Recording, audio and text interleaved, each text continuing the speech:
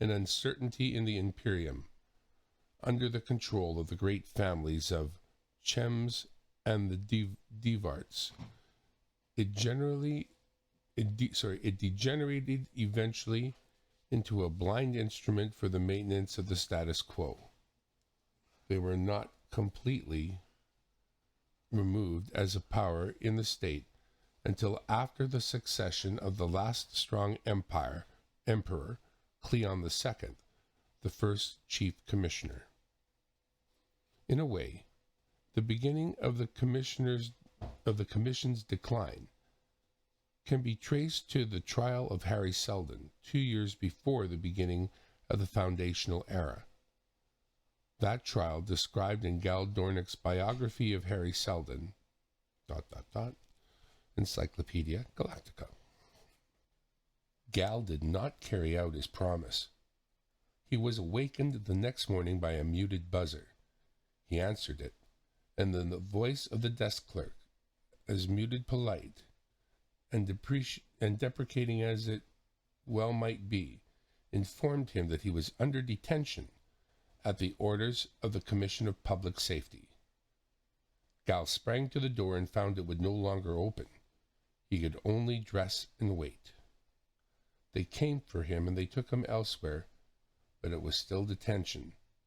They asked him questions most politely, and it was all very civilized. He explained that he was a provincial of Synax, that he had attended such and thus schools, obtained a Doctor of Mathematics degree, and on such and such a date. He had applied for the position on Dr. Seldon's staff and had been accepted. Over and over again he gave these details, and over again they returned to the question of his joining the Seldon project. How had he heard of it? What were to be his duties? And what secret instructions had he received? What was it all about? He answered that he did not know. He had no secret instructions. He was a scholar and a mathematician. He had no interest in politics. Then finally the gentle inquisitor asked, "When will Trantor be destroyed?" Gal faltered. "I could not say of my own knowledge." "Could you of any others?" "How could I speak for another?" He felt warm, overwarm. The Inquisitor said, "Has anyone told you of such destruction? Set a date." And, as the young man hesitated, he went on, "You have been followed." Doctor, we were at the airport when you arrived, and on the observation tower when you waited for your appointment, and of course, we were able to overhear your conversation with Dr. Seldon. Gal said, "Then you know his views on the matter." "Perhaps, but we'd like to hear them from you." "He is of the opinion that Trantor would be destroyed within 5 centuries. He proved it? Mathematically?" "Yes, he did." "You maintain that those mathematics are valid, I suppose?" "If Dr. Seldon vouches for it, it is valid." "Then we'll return." "Wait, I have a right to a lawyer. I demand my rights as an imperial citizen." "You shall have them." And he did.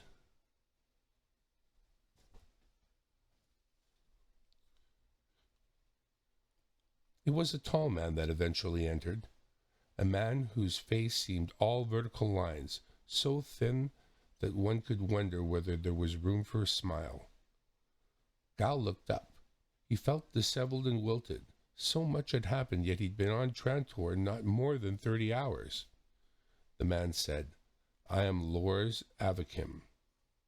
Dr. Seldon has directed me to represent you." "Is that so? Well then, look here. I demand an instant appeal to the Emperor. I'm being held without cause. I am innocent of anything. Of anything." He slashed his hand outwards, palms down. You've got to arrange a hearing with the Emperor instantly. Avakim was carefully emptying the contents of a flat folder onto the floor. If Gal had had the stomach for it, he might have recognized Settlement legal forms, metal thin and tape-like, adapted for the insertion within the smallest of a personal capsule. He might have also recognized a pocket recorder. Avakim, paying no attention to Gal's outbursts, finally looked up and said, "The Commission will, of course, have a spy beam on us. Our conversation. This is against the law, but they will use one nevertheless." Gal ground his teeth. "However," said Avakim, seated himself deliberately, "the recorder I have on the table, which is a perfectly ordinary recorder to all appearances, and performs its duties well, has the additional property of completely blanketing the spy beam. This is something they will not find out at once." "Then I can speak?" "Of course." "Then I want to have an hearing with the Emperor." The Avakim smiled faintly, and it turned out there was room for it on his thin face after all. His cheeks wrinkled to make the room. "You are from the provinces. I'm nonetheless an imperial citizen. As good a one as you, or as any of this Commission of Public Safety. No doubt, no doubt. It is merely that as a provincial you do not understand life on Trantor as it is. There are no hearings before the Emperor." "To whom else would one appeal from this commission? Is there procedure?" "None. There is no recourse in a practical sense. Legalistically, you may appeal to the Emperor, but you would get no hearing. The Emperor today is not the Emperor of an Etan dynasty, you know. Trantor, I'm afraid, is in the hands of aristocratic families, members of which comprise the Commission of Public Safety. This is a development which is well predicted in psychohistory." Gal said, "Indeed. In that case, if Dr. Selden can predict the history of Trantor 500 years into the future, he can predict it 1,500 years into the future. Let it be 15,000. Why couldn't he yesterday have predicted the events of this morning and warned me?" "No, I'm sorry." Gal sat down and rested his head in one sweating palm. "I quite understand that psychohistory is statistical science and cannot predict the future of a single man with any accuracy. You'll understand that I'm upset. But you are wrong. Dr. Selden was of the opinion that you would be arrested this morning." "What?" "It is unfortunate, but true. The Commission have been more and more hostile to his activities. New members joining the group have been interfered with to an increasing extent.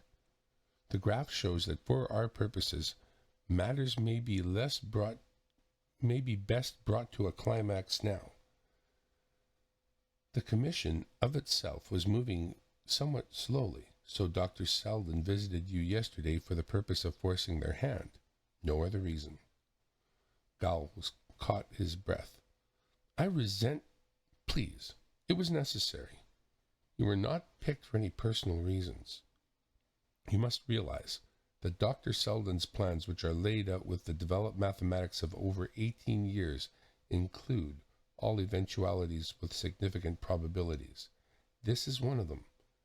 I've been sent here for no other purpose than to assure you that you need not fear.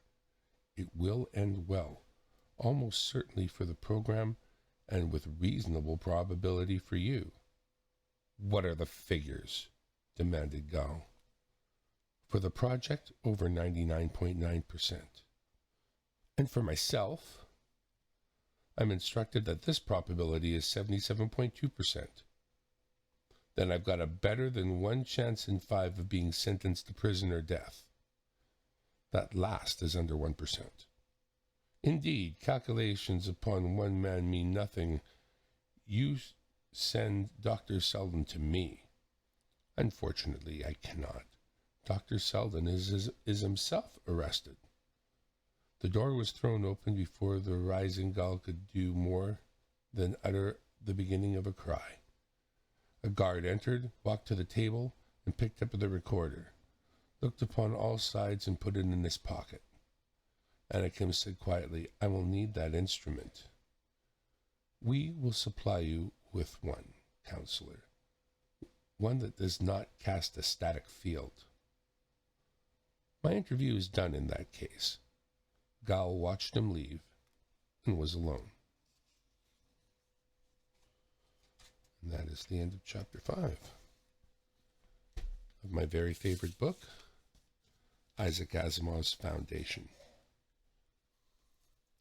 I hope you enjoyed it. Tune in the next time I record another chapter. I'll try not to make it very long so that we can all enjoy this together. I'll put it together in a playlist so that everyone can enjoy it afterwards. And I'll thank you again for tuning in. It's Dimebag Darren from Dimebag Darren's World headquarters here in the corner of my living room, broadcasting on the Omnivox channel. Good night.